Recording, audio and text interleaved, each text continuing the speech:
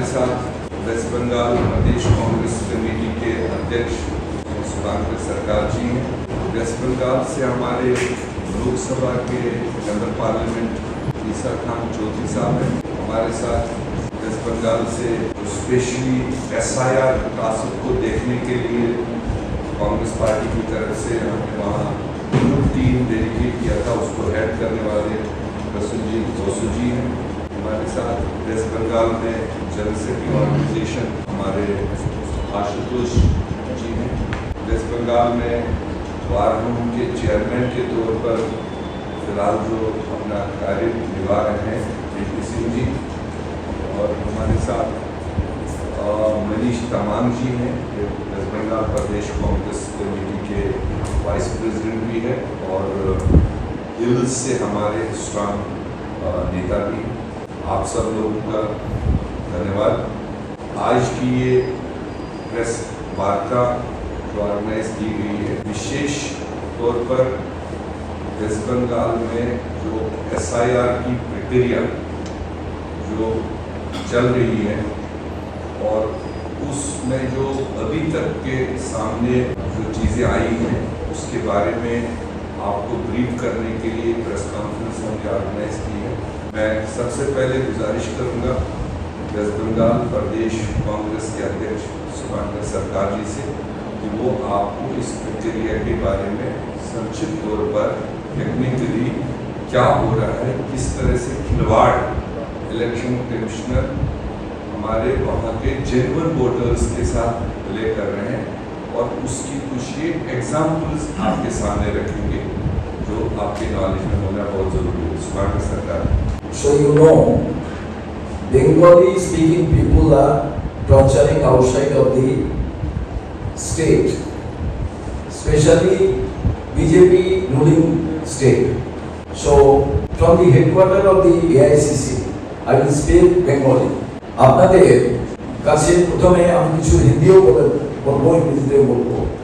আমরা আজকে AICC headquarter থেকে এই যে প্রেস বার্তা আমাদের নেতা গোলাম আহমদ মীর সাহেব আছেন, SIR কমিটির চেয়ারম্যান প্রসেনজিৎ বাসু, ওয়ার্ডের chairman VP Singhji, member of parliament এবং জেলা সভাপতি মালদা ঈশা খান চৌধুরীজি, আশুতোষ চ্যাটার্জি, মনীষ তামাংজি। আপনারা জানেন যে পশ্চিমবঙ্গে 2026-এর নির্বাচন হবে এবং সেটা নির্বাচন কমিশনও জানে। নির্বাচন কমিশন তারা SIR করার সিদ্ধান্ত নিলেন। আমরা কিন্তু SIR এর বিরোধিতা করি, কারণ এর আগে 1951 সাল থেকে 8 বার SIR প্রক্রিয়া হয়েছে। 8 বারের বেশি সময় নিয়ে SIR প্রক্রিয়া হয়েছে, সেটা 2 বছরের অধিক, কোনো সময় 1 বছরের অধিক। তখন এই স্পেশাল কথাটা ছিল না। প্রথমেই যখন আমরা দেখলাম যে SIR প্রক্রিয়া শুরু হচ্ছে, তখন রাজ্য সরকার তারা সিদ্ধান্ত নিলেন যে SIR করতে দেবো না।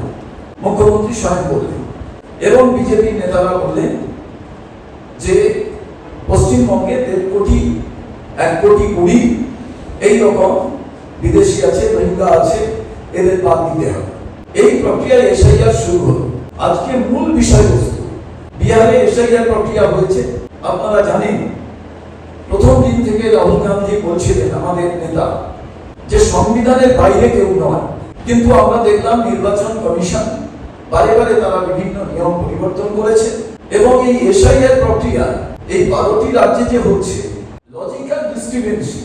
প্রথম যে তালিকা বেরোলো 58,20,000, যার ভেতরে মৃত ভোটার, নন ট্রেসেবল এবং যাতে যারা এক জায়গা থেকে অন্য জায়গায় শিফটেড ভোটার।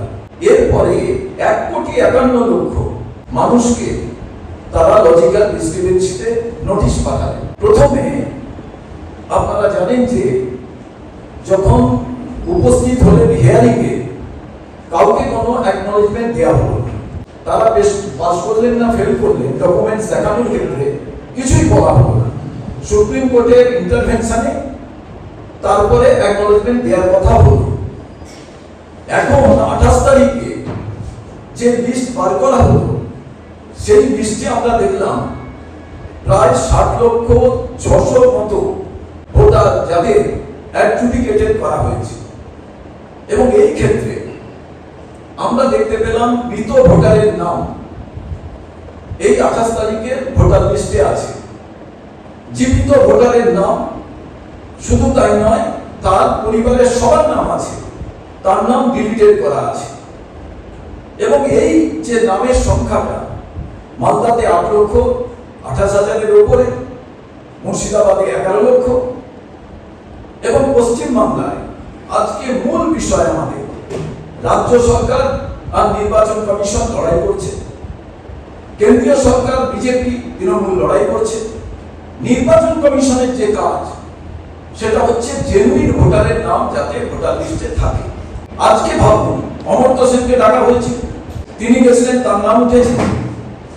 আজকে চিফ সেক্রেটারির নাম অ্যাডজুডিকেটের মধ্যে, আমাদের দুবারের বিধায়ক তার নাম অ্যাডজুডিকেটের মধ্যে, আজকে রিচা ঘোষ তার নাম, আজকে চিফ সেক্রেটারি আপনারা জানেন তার নাম।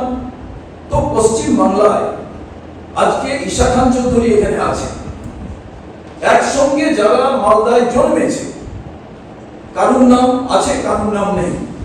সেই ব্যক্তি যখন এসে কংগ্রেসের কাছে বলছে যে একসঙ্গে জন্মেছি, একসঙ্গে বড় হয়েছি, খেলেছি এই জায়গায়, মায়ের নাম আছে, বাবার নাম আছে, ছেলের নাম নেই, কি করে সম্ভব হবে?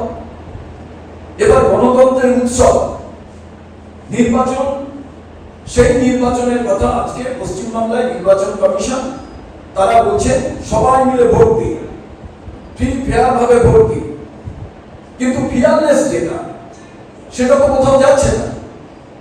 আজকে ভাবুন, জেনুইন ভোটার তার নাম যদি ভোটার লিস্টে না থাকে, সেটা গণতন্ত্রের উৎসব না গণতন্ত্রের কবর না গণতন্ত্রের শ্মশান যাত্রা, সেটা আমরা জানতে চাই। আমরা বারে বারে নির্বাচন কমিশনের কাছে গেছি। আজকে নির্বাচন কমিশন সে রাজ্য সরকারের সঙ্গে লড়বে, না কেন্দ্রীয় সরকারের কথা শুনবে, না সাধারণ ভোটার যারা তাদের কনফিডেন্স বিল্ড আপের জন্য চেষ্টা করবে।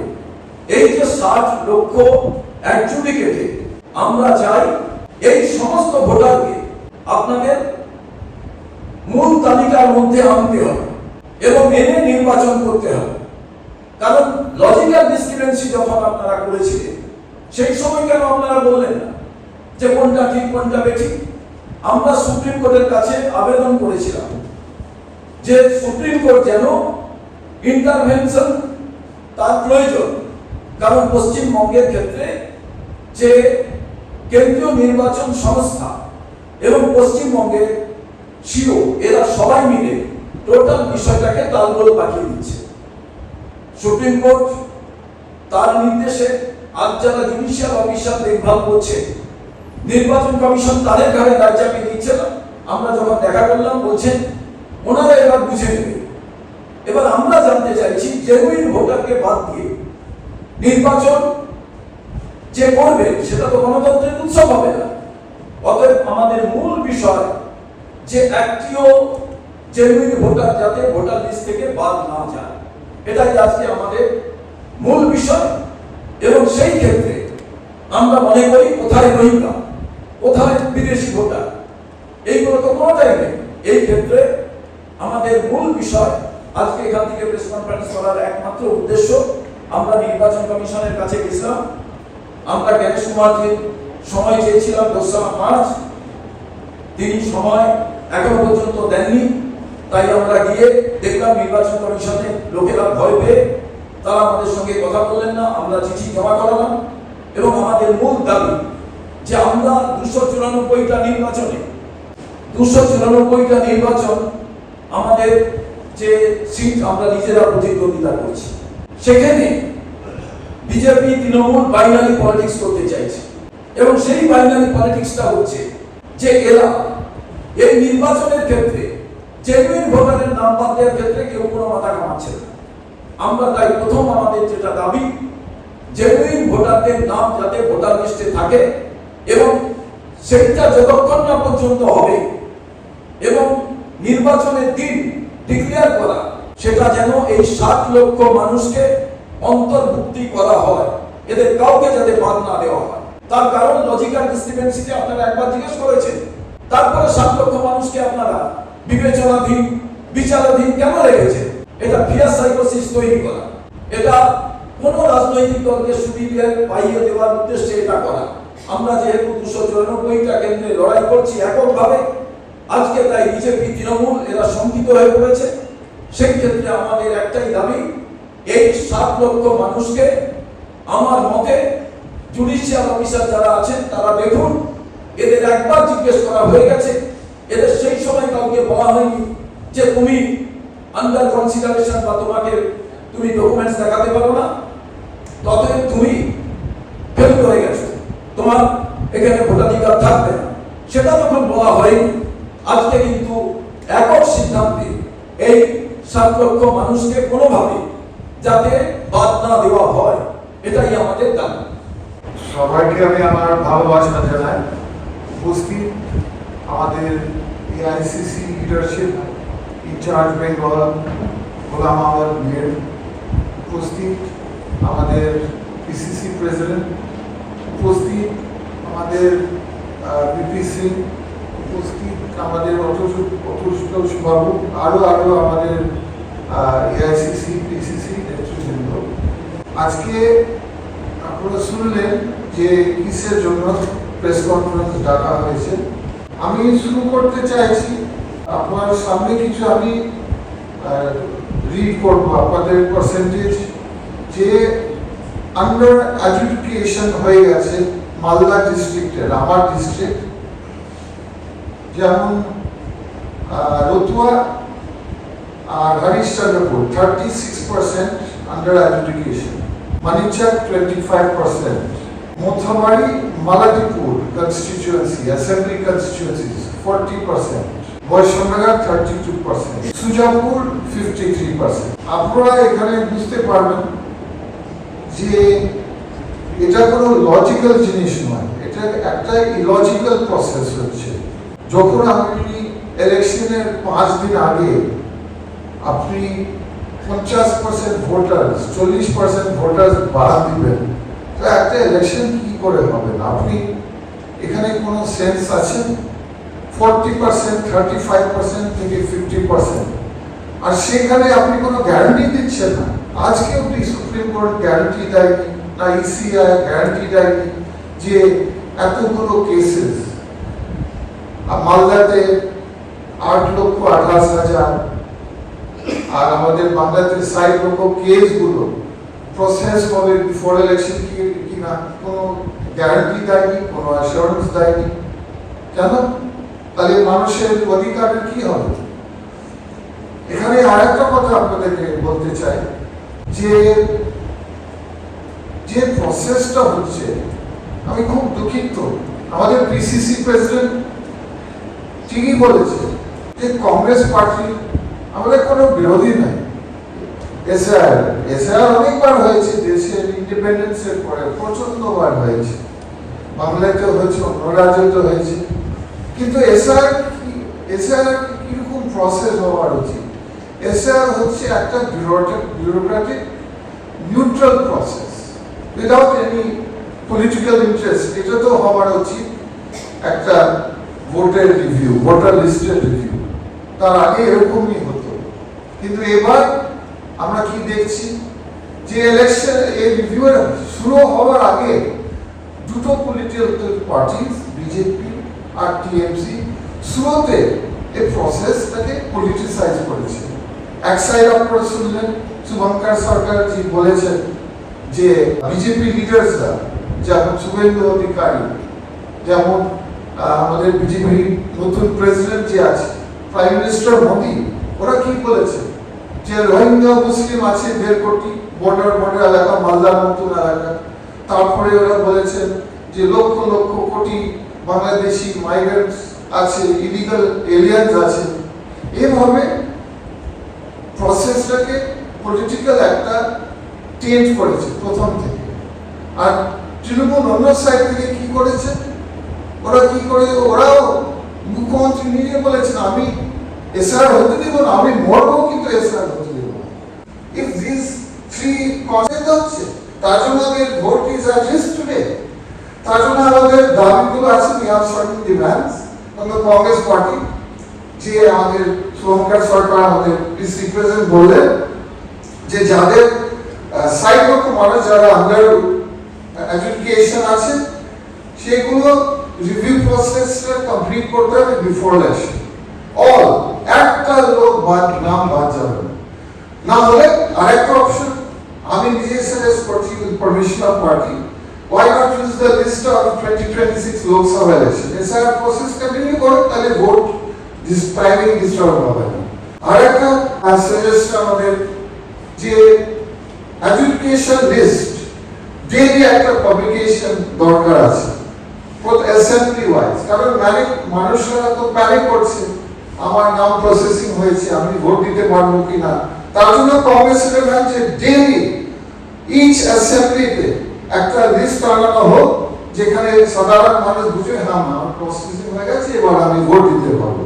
শেষে আমি শুধু এটা বলতে চাই যে ভোট হচ্ছে একটা fundamental right. It is not a whim and fancy of any state government or any election commission. It is a fundamental right in our constitution.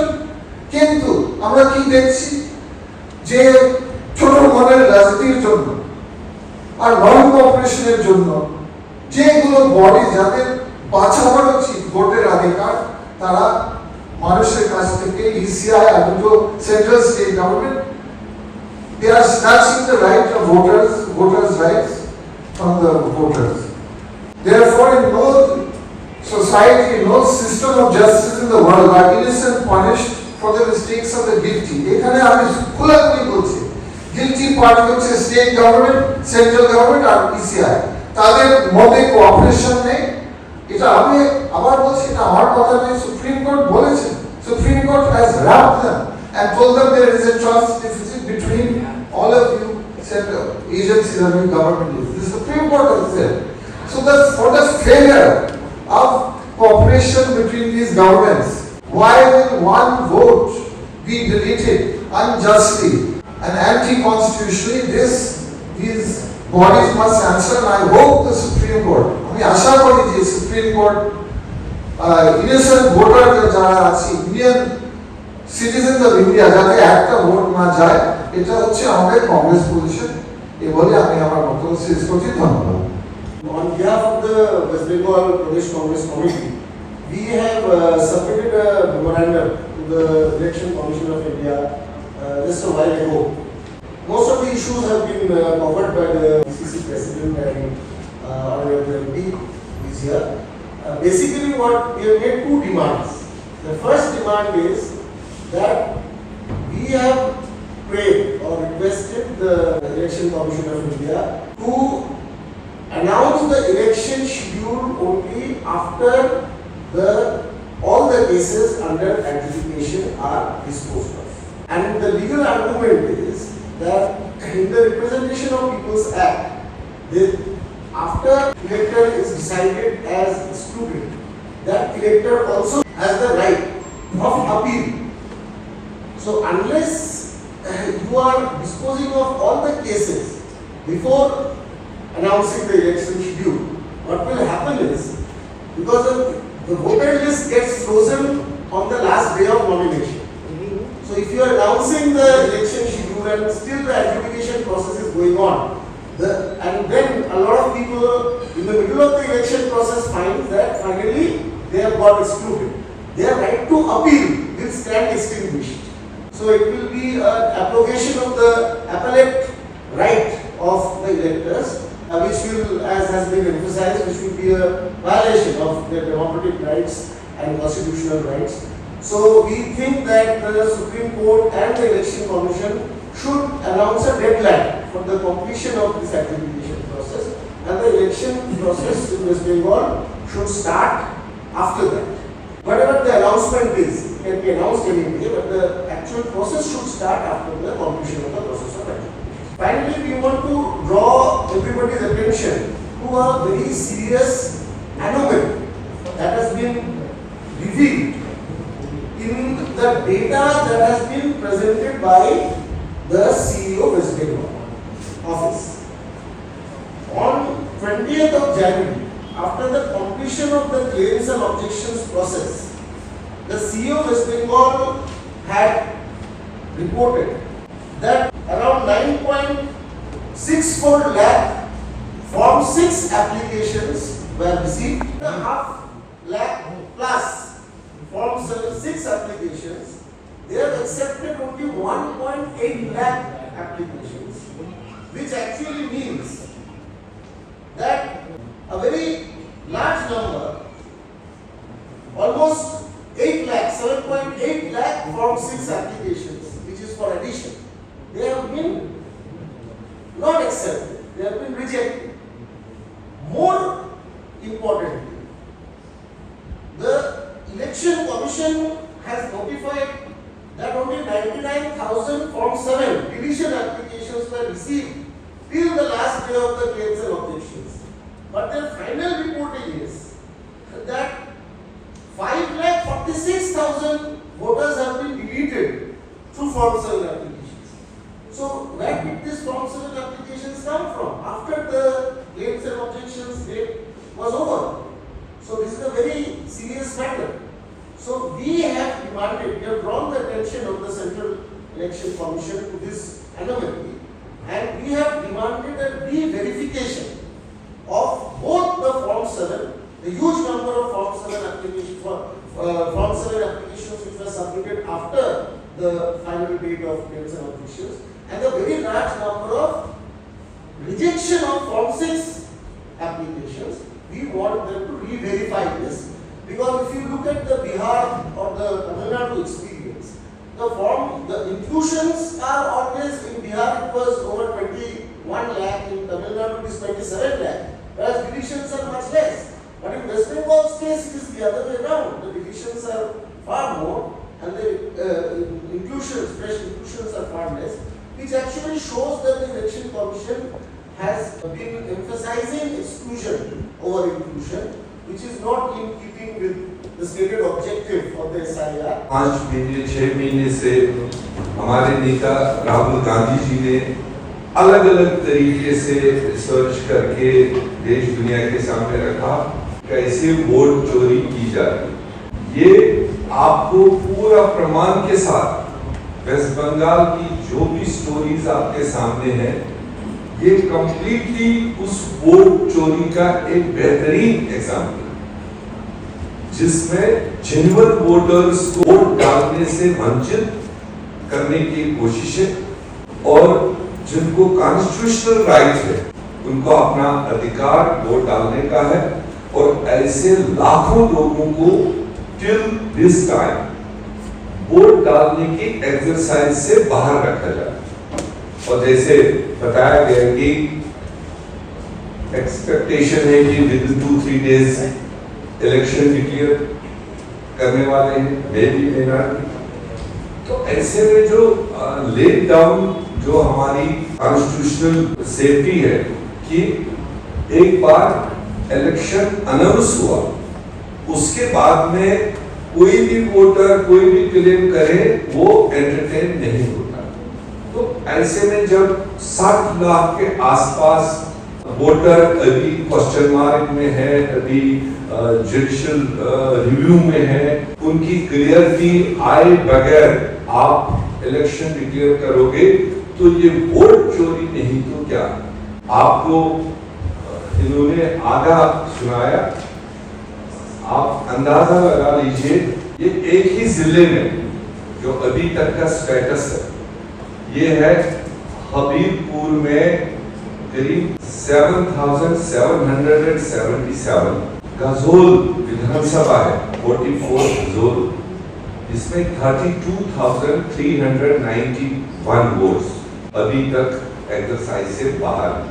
45 Chanchal 73,897 votes जो अभी क्वेश्चन मार्क है। 46 हरिश्चंद्रपुर 91,978 वोट्स। आप अंदाजा लगा लीजिए एक विधानसभा में 92,000 वोट्स जो अभी एक्सरसाइज से बाहर है। डेथ्स दिखा दिए 25 लाख, आपने 12-13 लाख जो माइग्रेंट में दिखा दिए, आपने एड्रेस नहीं मिले ऐसे 10-12 लाख के, वो ठीक है। मगर अब जो ये अंडर रिव्यू थे जिन पर आपने सवाल किया है और उनको आपने अपना मौका ही नहीं देंगे आप क्लियर करने के लिए, और इन 60 लाख वोटों का फैसला हुए बगैर इलेक्शन कराने का कोई मतलब नहीं।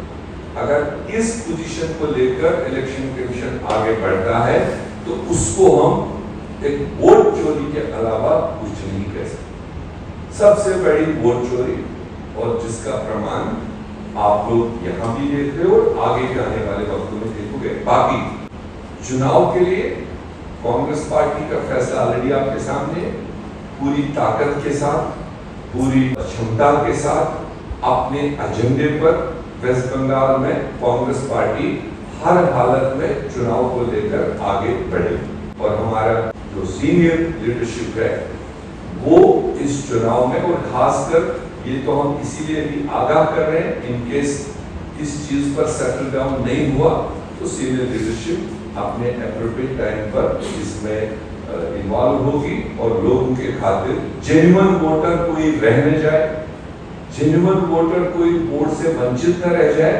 उस चीज की आवाज कांग्रेस पार्टी उठाएगी और वो लड़ाई हम अंतिम चरण तक लड़ेंगे। Thank you. एनोमलीज है, इनके लिए आपके पास टाइम तो बहुत कम है, और जो चीफ इलेक्शन कमीशन है वो इक्वलेंट है आपके हाई कोर्ट के जज के अकॉर्डिंग। तो इसका जो फैसला है वो तो सुप्रीम कोर्ट ही कर सकता है, और उसके लिए आप जो एक्सटेंशन ऑफ इलेक्शन है जिसकी आपने अभी चर्चा की है, तो उसकी अर्जी जब तक नहीं डालेंगे तब तक वो इलेक्शन कमीशन की ही पावर है कि वो कब इलेक्शन डिक्लेयर करें। अभी चुनाव आयोग ने सब जुडिशियरी का बात बोल रहे हैं। कलकत्ता में जो सीओ है वो बोल रहा है मैं मेंबर हूँ, ये जो चीफ जस्टिस को लेके कमिटी है वो लोग बताएंगे क्या है, आप लोग आ जाइए अच्छा से वोट डालिए। एक जो डेमोक्रेसी का एक बड़ा फेस्टिवल है उसमें पार्टिसिपेट कीजिए। अरे 60 लाख आदमी को आपने बाहर रख के क्या फेस्टिवल होगा, ये बात नहीं वो लोग बोल रहे हैं। और सुप्रीम कोर्ट का पास हमारा ये मांग होगा, ये हमारा अपील होगा कि सुप्रीम कोर्ट का लुकअप्टर में ये चुनाव होना चाहिए, तो भी फ्री फेयर एंड फेयरलेस चुनाव हो सकता है। नहीं तो गणेश कुमार जी जो काम कर रहा है, ये देखिए एक इंसान कोई पॉलिटिकल पार्टी लड़ सकता है, चुनाव आयोग क्यों लड़ेगा, चुनाव आयोग किसी का पार्ट क्यों होगा। मैं तो चुनाव आयोग का पास ही मेरा ये मांग है कि कोई इंसान ऐसा नहीं होना चाहिए जो वोटर लिस्ट से बाहर।